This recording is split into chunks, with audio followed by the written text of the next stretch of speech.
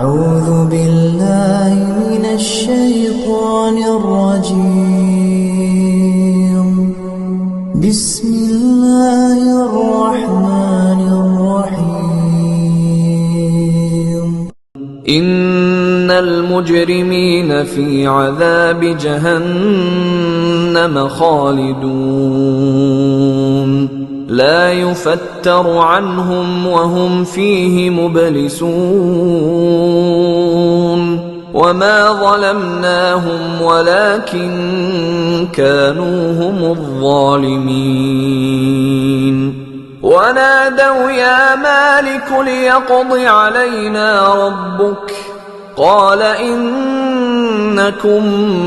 ماكثون لقد جئناكم بالحق ولكن أكثركم للحق كارهون